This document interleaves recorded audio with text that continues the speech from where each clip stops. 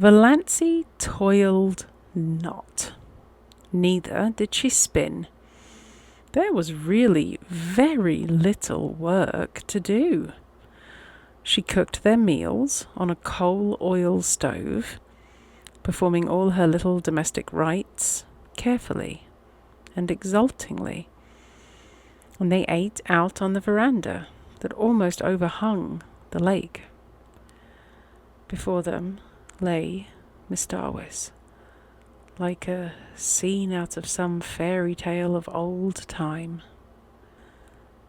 And Barney, smiling his twisted, enigmatical smile at her across the table. What a view old Tom picked out when he built this shack, Barney would say exultantly. Supper was the meal Valancy liked best. The faint laughter of winds was always about them, and the colours of Miss Darwis, imperial and spiritual under the changing clouds, were something that cannot be expressed in mere words. Shadows, too, clustering in the pines until a wind shook them out and pursued them over Miss Darwis. They lay all day along the shores, threaded by ferns and wild blossoms. They stole around the headlands in the glow of the sunset until twilight wove them all into one great web of dusk. The cats, with their wise, innocent little faces, would sit on the veranda, railing, and eat the tidbits Barney flung them. And how good everything tasted! Valancy, amid all the romance of Miss Darwis, never forgot that men had stomachs. Barney paid her no end of compliments on her cooking. After all, he admitted, there's something to be said for square meals. I've mostly got along by boiling 2 or 3 dozen eggs hard at once and eating a few when I got hungry, with a slice of bacon once in a while and a jorum of tea. Valancy poured tea out of Barney's little battered old pewter teapot of incredible age. She had not even a set of dishes, only Barney's mismatched chipped bits and a dear big pobby old jug of robin's egg blue. After the meal was over, they would sit there and talk for hours, or sit and say nothing in all the languages of the world, Barney pulling away at his pipe, Valancy dreaming idly and deliciously, gazing at the far-off hills beyond Miss Darwis, where the spires of firs came out against the sunset. The moonlight would begin to silver the Miss Darwis dusk. Bats would begin to swoop darkly against the pale western gold. The little waterfall that came down on the high bank not far away would, by some whim of the wildwood gods, begin to look like a wonderful white woman beckoning through the spicy, fragrant evergreens. And Leander would begin to chuckle diabolically on the mainland shore. How sweet it was to sit there and do nothing in the beautiful silence, with Barney at the other side of the table, smoking. There were plenty of other islands in sight, though none were near enough to be troublesome as neighbours. There was one little group of islets far off to the west, which they called the Fortunate Isles. At sunrise, they looked like a cluster of emeralds. At sunset, like a cluster of amethysts. They were too small for houses, but the lights on the larger islands would bloom out all over the lake, and bonfires would be lighted on their shores, streaming up into the wood shadows and throwing great blood-red ribbons over the waters. Music would drift to them alluringly from boats here and there, or from the verandas on the big house of the millionaire on the biggest island. Would you like a house like that, Moonlight? Barney asked once, waving his hand at it. He had taken to calling her Moonlight, and Valancy loved it. No, said Valancy, who had once dreamed of a mountain castle 10 times the size of the rich man's cottage, and now pitied the poor inhabitants of palaces. No, it's too elegant. I would have to carry it with me everywhere I went, on my back like a snail. It would own me, possess me, body and soul. I, like a house, I can love and cuddle and boss, just like ours here. I don't envy Hamilton Gossard, the finest summer residence in Canada.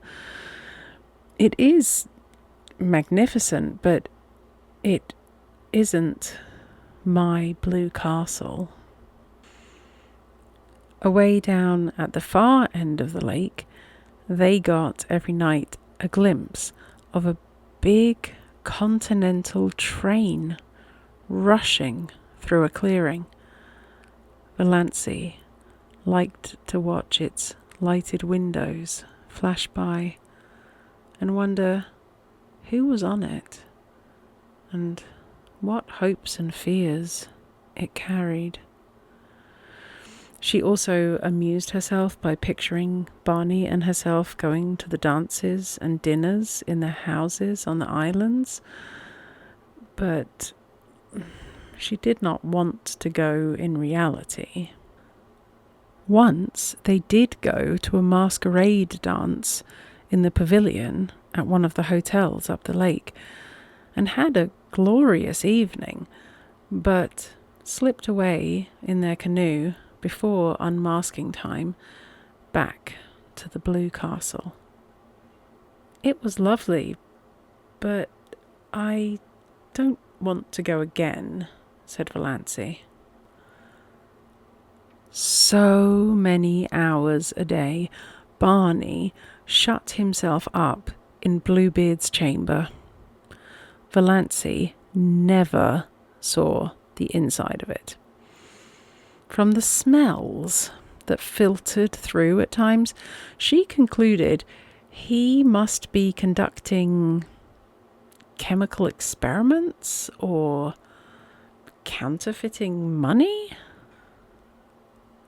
Valancy supposed there must be smelly processes in making counterfeit money, but she did not trouble herself about it. She had no desire to peer into the locked chambers of Barney's house of life. His past and his future concerned her not.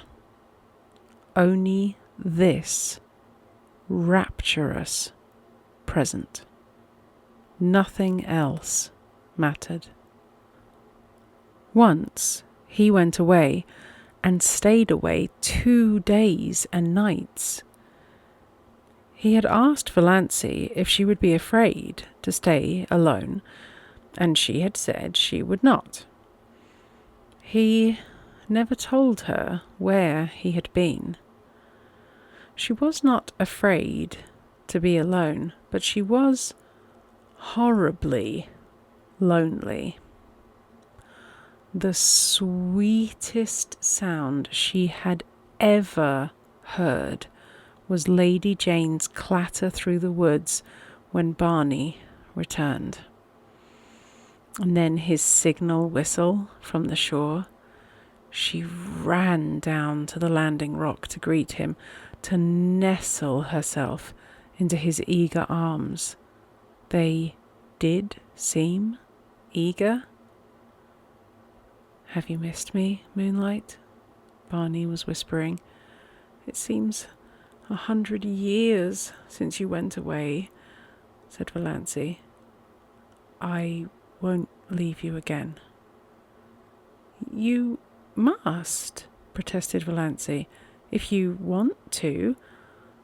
I'd be miserable if I thought you wanted to go and didn't because of me. I want you to feel perfectly free." Barney laughed, a little cynically. "There is no such thing as freedom on Earth," he said. "Only different kinds of bondages, and comparative bondages. You think you are free now because you've escaped from a peculiarly unbearable kind of bondage, but are you? You love me. That's a bondage." Who said or wrote that the prison unto which we doom ourselves no prison is?